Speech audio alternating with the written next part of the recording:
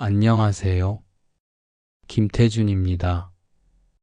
35년간 강력계 형사로 일했습니다. 혼수 상태였던 사위에게서 전화가 왔습니다. 장인어른, 제발 제 아내에게는 비밀로 해주세요. 그 순간 제 손이 떨렸습니다.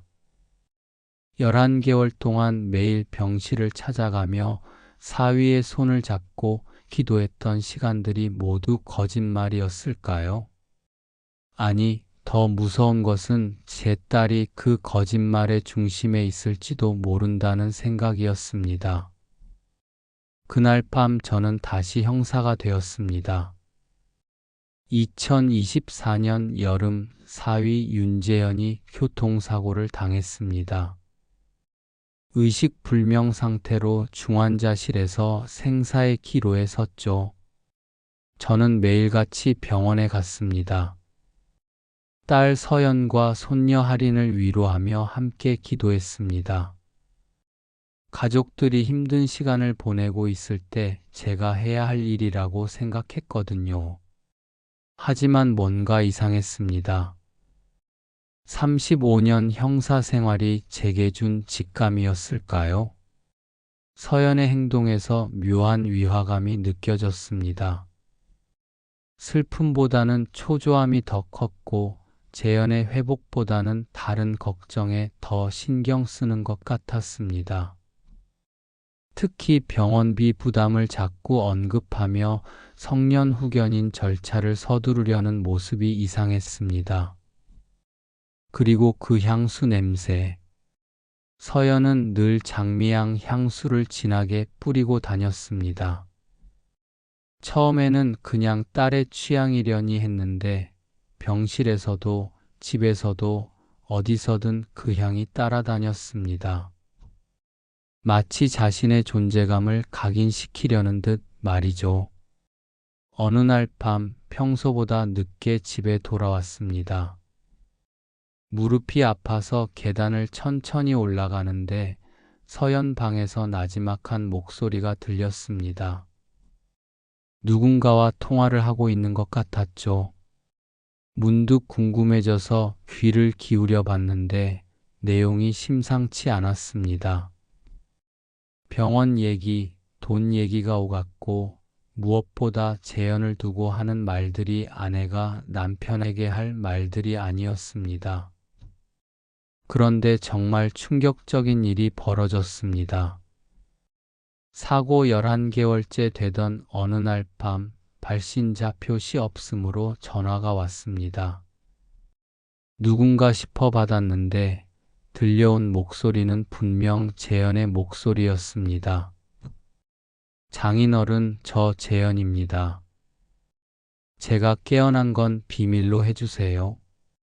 특히 서연이한테는 절대 말씀하지 마세요. 그 순간 제 머릿속이 하얘졌습니다. 사위가 깨어났다는 기쁨보다는 왜 아내인 서연에게 숨겨야 하는지에 대한 의문이 먼저 들었습니다. 재현의 목소리는 떨리고 있었고 뭔가 절박함이 느껴졌습니다. 장인어른, 제가 사고를 당한 게 정말 사고일까요? 그 말을 듣는 순간 제 등골이 오싹해졌습니다. 다음 날부터 저는 달라졌습니다. 35년 형사 생활의 본능이 되살아났죠.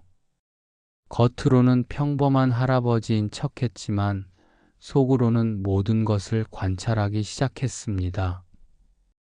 서연의 행동 하나하나, 말투 하나하나가 모두 의심스러웠습니다. 손녀 할인이 무심코 던진 말이 첫 번째 단서였습니다. 할아버지, 엄마가 밤마다 어떤 아저씨랑 영상 통화해요. 아이들은 참 솔직합니다. 어른들이 숨기려는 것들을 아무렇지 않게 말하죠. 할인의 말을 듣는 순간 제 가슴이 철렁했습니다. 그날 밤 서연이 외출한 사이 재현의 서재를 뒤져봤습니다. 뭔가 단서가 있을 거라는 확신이 들었거든요. 책상, 서랍, 파일 서랍을 하나하나 확인했는데 맨 아래 서랍 뒤편에서 작은 봉투를 발견했습니다. 안에는 블랙박스에서 빼낸 것 같은 마이크로 SD 카드가 들어 있었습니다. 집으로 가져와서 컴퓨터에 넣어봤습니다. 사고 당일 녹음된 음성 파일이 있었습니다. 재생 버튼을 누르는 제 손이 떨렸습니다. 들려온 건 재현과 서연의 다툼 소리였습니다. 재현의 목소리가 먼저 들렸습니다. 서연아, 이제 그만해. 횡령도 리베이트도 다 알고 있어. 더 이상은 못 봐줘. 그러자 서연이 소리쳤습니다. 뭘 알고 있다는 거야? 당신이 없어져야 내가 살아갈 수 있어. 당신 때문에 내가 얼마나 힘든지 알아. 그 순간 제 온몸에 소름이 돋았습니다. 제 딸의 목소리가 맞는데 제가 아는 서연이 아니었습니다. 차가우면서도 절망적이었고 무엇보다 위험했습니다. 재현이 말한 횡령과 리베이트는 뭘까요?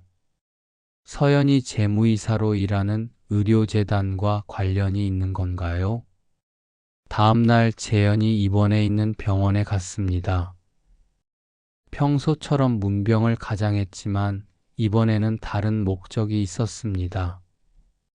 재현의 담당 전임의인 박윤호를 만나고 싶었습니다. 재현이 제자라고 했던 그 의사 말이죠. 박윤호는 생각보다 젊고 똑똑해 보였습니다. 처음에는 경계했지만 제가 재현의 장인이라고 하자 마음을 열었습니다. 선생님께 부탁이 있습니다. 재현의 의료 기록을 한번 봐주실 수 있을까요? 뭔가 이상한 부분이 있는지 확인하고 싶습니다. 박윤호는 의아해했지만 제 간절한 부탁에 못 이겨 의료 기록을 확인해 줬습니다. 그런데 정말 이상한 점을 발견했습니다.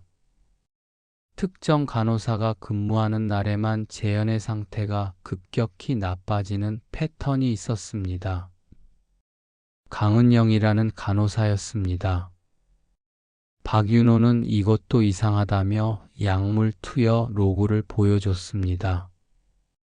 강은영이 근무하는 날에는 평소보다 많은 양의 진정제가 투여되고 있었습니다. 의식 회복을 지연시킬 수 있는 약물들이었죠. 이건 명백히 비정상적인 패턴이었습니다. 그날 밤 재현에게서 또 전화가 왔습니다. 장인어른, 강은영이라는 간호사를 조심하세요. 서연이와 연결되어 있는 것 같아요. 제 의식이 돌아올 때마다 이상한 주사를 놓더니 다시 정신을 잃게 됩니다. 그리고 서연이가 오상진이라는 사람과 자주 만나고 있어요. 오상진. 처음 듣는 이름이었습니다. 재현에게 물어보니 의료기기 유통업체 사장이라고 했습니다. 그리고 재단의 외부 컨설턴트로도 일하고 있다고 했습니다. 재현이 의심하고 있던 횡령과 리베이트의 중심에 있는 인물 같았습니다. 이제 확실해졌습니다. 이건 단순한 교통사고가 아니었습니다. 서연이 재현을 제거하려고 한 계획적인 범죄였고 아직도 진행 중이었습니다. 제 딸이 남편을 죽이려 하고 있다는 사실을 받아들이기 어려웠지만 증거는 거짓말하지 않습니다. 전 동료인 최동식에게 연락했습니다. 동식아, 나 좀 도와줄 수 있어. 비공식적으로 말이야. 동식이는 현직 수사과 형사입니다. 상황을 설명하자 심각하게 받아들였습니다. 형님, 이거 조심스럽게 접근해야 해요. 가족 문제이긴 하지만 명백한 범죄예요. 증거 확보가 중요합니다. 동식이의 조언에 따라 계획을 세웠습니다. 먼저 병실에 몰카를 설치해야 했습니다. 강은영의 행동을 직접 확인하려면 영상 증거가 필요했거든요. 박윤호가 도움을 주겠다고 했습니다. 화재 감지기 형태의 소형 카메라를 구해서 천장에 설치했습니다. 그리고 재현과의 연락을 위해 선불폰도 준비했습니다. 박윤호가 병실에 몰래 반입해줬죠. 이제 재현과 실시간으로 상황을 공유할 수 있게 되었습니다. 며칠 후 첫 번째 결정적 증거를 확보했습니다. 강은영이 재현에게 정상 용량보다 훨씬 많은 진정제를 투여하는 모습이 카메라에 잡혔습니다. 그리고 투여 후 서연에게 전화를 거는 모습도 포착됐습니다. 하지만 더 충격적인 건 녹음된 통화 내용이었습니다. 언니, 오늘도 특제 영양제 투여했어요. 이제 몇 달은 더 의식 못 찰 것 같아요. 약속한 돈 입금 부탁드려요. 그러자 서연이 대답했습니다. 수고했어. 조금만 더 참아.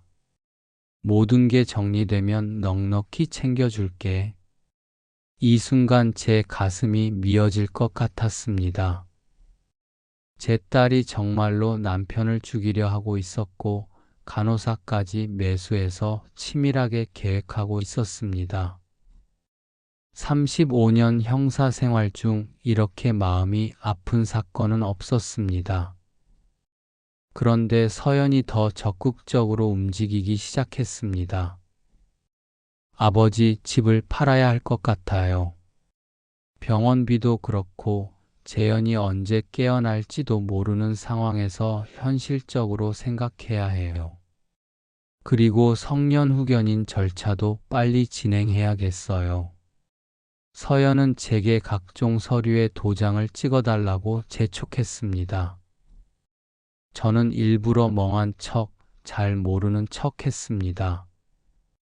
서연이 제가 단순한 늙은 아버지라고 생각하게 만들어야 했거든요. 그래야 경계를 늦추고 더 많은 증거를 확보할 수 있을 테니까요. 며칠 후 결정적인 물증을 찾았습니다. 서연의 화장대 맨 아래 서랍에 비밀 칸이 있었습니다.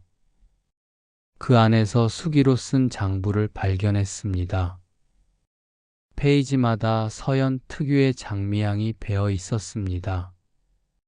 장부에는 오상진 회사로 송금한 허위 컨설팅 비용들이 상세히 적혀 있었습니다.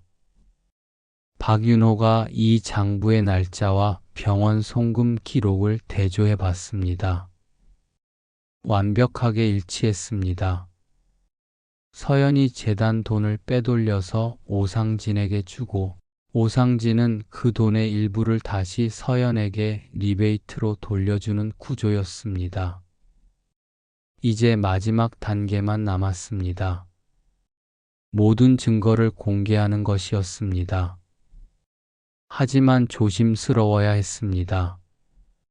서연이 눈치채면 증거를 없애버릴 수도 있고 재현에게 더 위험한 일이 생길 수도 있었으니까요. 마침 재단에서 임시 이사회가 열린다는 소식을 들었습니다. 재현의 후견인 문제를 논의하는 자리였습니다. 서연은 이 자리에서 자신의 입장을 관철시키려고 했습니다. 오상진도 자문 자격으로 참석한다고 했죠. 저는 동식이에게 연락했습니다. 모든 증거를 준비했으니 이사회장에서 공개하겠다고 했습니다. 동식이는 체포조를 대기시켜 놨습니다. 이제 정말 마지막 승부였습니다. 이사회 당일 서연은 평소보다 더 진한 장미향 향수를 뿌리고 나타났습니다. 마치 자신의 승리를 확신하는 듯한 모습이었죠. 오상진도 여유로운 표정이었습니다. 이들은 모든 것이 자신들 뜻대로 진행될 거라고 생각했던 것 같습니다. 서연이 발언을 시작했습니다. 여러분, 저희 가족이 겪고 있는 어려운 상황을 이해해 주세요. 남편이 언제 깨어날지 모르는 상황에서 현실적인 판단을 해야 합니다. 성년후견인 선임이 가장 합리적인 선택이라고 생각합니다. 바로 그때 저는 일어섰습니다. 잠깐만요. 여러분께 들려드릴 것이 있습니다. 제가 준비한 첫 번째 증거였습니다. 블랙박스에서 나온 음성 파일을 틀었습니다. 이사회장의 재현과 서연의 다툼 소리가 울려 퍼졌습니다. 서연의 얼굴이 하얘졌습니다. 오상진도 당황하는 기색이 역력했습니다. 하지만 이건 시작에 불과했습니다. 두 번째 증거는 경동에서 촬영한 CCTV 영상이었습니다. 강은영이 재현에게 과도한 양의 진정제를 투여하고 서연에게 전화하는 모습이었죠. 세 번째 증거는 서연의 수기 장부와 송금 내역이었습니다. 허위 컨설팅 비용으로 오상진에게 돈을 보낸 명세가 적나라하게 드러났습니다. 오상진의 얼굴이 일그러졌습니다. 그리고 마지막 결정타였습니다.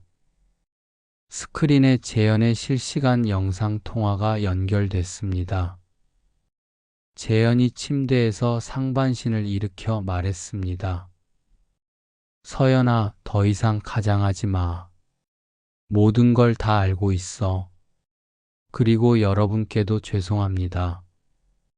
제 아내가 저지른 일들을 사과드립니다. 이사회장이 순식간에 아수라장이 됐습니다. 서연은 주저앉았고 오상진은 도망치려 했지만 대기하던 동식이 팀에게 붙잡혔습니다. 강은영도 병원에서 체포됐습니다. 업무상 횡령, 배임, 살인미수 혐의였습니다. 모든 것이 끝났습니다. 아니, 새로운 시작이었을지도 모릅니다. 재현은 재활치료를 받으며 회복하고 있습니다. 할인이는 아빠가 깨어났다며 매일 동화책을 읽어주고 있죠. 서연은 지금 교도소에서 자신이 저지른 일들을 반성하고 있을 겁니다. 며칠 전 텃밭을 가꾸면서 생각했습니다. 무릎에 파스를 붙이고 호미질을 하는데 35년 형사 생활이 마지막에 제게 이런 선물을 준 것 같았습니다. 가족을 지킬 수 있는 기회를 말이죠. 할인이가 텃밭에 새 모종을 심으며 물었습니다. 할아버지, 이 꽃은 뭐예요? 장미꽃이야, 할인아. 예쁘지? 이제 그 장미향이 더 이상 위협이 아닙니다. 평화의 상징이 되었죠. 증거는 거짓말을 못합니다. 그리고 가족도 언젠가는 진실 앞에 서게 됩니다. 제가 35년 형사 생활에서 배운 가장 중요한 교훈입니다. 진실은 감출 수 있어도 영원히 숨길 수는 없다는 것이죠. 때로는 가장 가까운 사람이 가장 위험할 수 있습니다. 하지만 그럼에도 불구하고 우리는 서로를 믿고 사랑해야 합니다. 다만 눈을 뜨고 있어야 하죠. 사랑하는 사람을 지키기 위해서 말입니다. 지금 이 순간에도 어디선가 누군가는 힘든 상황에 처해 있을 겁니다. 가족 때문에 또는 가족을 위해 고통받고 있을지도 모르죠. 하지만 포기하지 마세요. 진실은 반드시 밝혀집니다. 그리고 정의는 결국 승리합니다. 이 이야기가 여러분 마음에 닿았다면 좋아요와 구독, 알림 설정 부탁드립니다. 다음 시간에도 더 좋은 이야기로 찾아뵙겠습니다. 감사합니다.